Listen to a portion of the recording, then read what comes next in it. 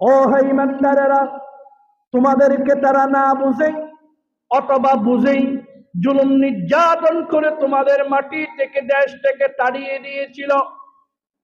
আল্লাহ রব্বুল আলামিন তোমাদেরকে আবার তোমাদের পূর্বপুরুষের জায়গা মাতৃভূমি ফিরিয়ে দিয়েছেন।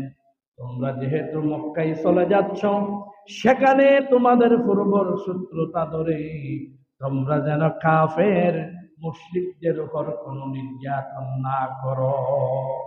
ওয়ালা ইয়াজরিমান্নাকুম শানাআনু কওমিন, তোমাদেরকে যেহেতু তোমাদের মাতৃভূমি থেকে, ঘর থেকে, বাড়ি থেকে, ব্যবসা বাণিজ্য সবকিছু থেকে তোমাদেরকে তারা লাঞ্ছিত করে তাড়িয়ে দিয়েছিল, এখন আল্লাহ তোমাদেরকে আবার তোমাদের পূর্বের জায়গা ফিরিয়ে দিয়েছেন। তোমরা সেখানে ক্ষমতা পেয়ে আবার যেন তাদের উপর জুলুম নির্যাতন না করো।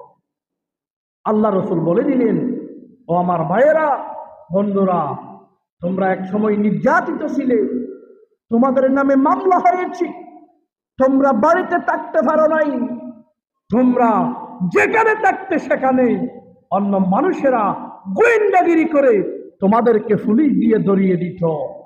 এখন আল্লাহ তোমাদেরকে বিজয় দিয়েছে, এই বিজয়ে তোমরাও তাদের মতো জালেম হয়ে যাবে না। আমাদেরকে থাকতে দেয় নাই, আমাদের ব্যবসা শেষ করে দেওয়া হয়েছে, আমাদের চাকরি খেয়ে ফেলেছে, আমাদের সমাজের যে মান মর্যাদা এটা নষ্ট করে দিয়েছে। এই প্রতিশোধ যেন তোমাদের অন্তরে না আসে। এরা তোমাদের উপর জুলুম করেছিল, না বুঝে অথবা বুঝে তোমরাও যদি তাদের উপর প্রতিশোধ গ্রহণ করো, বুঝে না বুঝে, তোমাদের ভিতর আর তাদের ভিতর তো কোনো পার্থক্য রইল না। সেই জন্য আল্লাহ বলেছেন, ওয়ালা ইয়াজরিমান্নাকুম শানাআনু কওমিন, তোমরা যেন কোনো মানুষের উপর, কোনো জাতির উপর প্রতিশোধ গ্রহণ করিও না।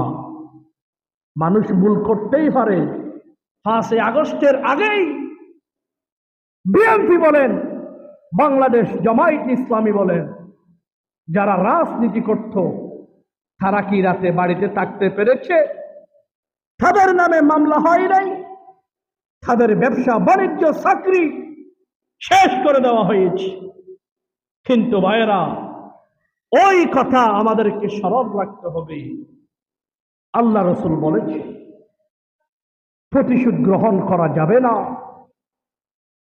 এখন আমরা দেখতে পাচ্ছি ওই সময়ে যারা জালেম ছিল, সেই জালেমকে ছাড়িয়ে আরো কিছু মানুষ সেখানে এখন এদের চেয়ে বড় জালেম হয়ে গেছে, ঠিক কিনা বলে? তারা যেমন সাদাবাজি করত, এখন সাদাবাজি আছে না নাই? তারা যেমন বালুর ট্রাক থেকে টাকা নিত, এখন বালুর ট্রাক থেকে টাকা দিচ্ছে, আছে না নাই? সেই সময় মাটি কাটলে যেমন টাকা তারা গ্রহণ করত, এখনো টাকা গ্রহণ করছে, আছে না নাই? আর তাদের ভিতর আর আমাদের ভিতর পার্থক্য রইল কোথায়? সম্মানিত হাজিরিন, ন্যায় বিচার এটা এমন একটি বিষয়, মানুষের উপর বিনা কারণে আপনি একটি আঘাত করতে পারবেন না। মামলা দিবে দূরের কথা, মানুষ ভুল করতেই পারে। আল্লাহ রসুল যখন মক্কা বিজয় করলেন, আল্লাহ রসুল মানুষকে আমভাবে ক্ষমা করে দিয়েছে।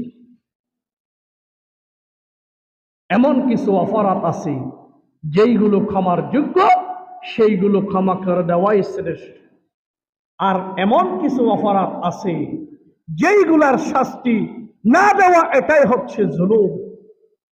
সম্মানিত হাজিরিন, আসুন, দোষ আমার বাপ হোক, আমার মা হোক, আমার ভাই হোক, আমার বোন হোক, আমার দলীয় লোক হোক, সেই গরিব হোক, সেই ধনী হোক, যে স্তরের মানুষ হোক না কেন, প্রত্যেকের উপর ন্যায় বিচার করা, এটা হচ্ছে ইসলামী শরিয়া।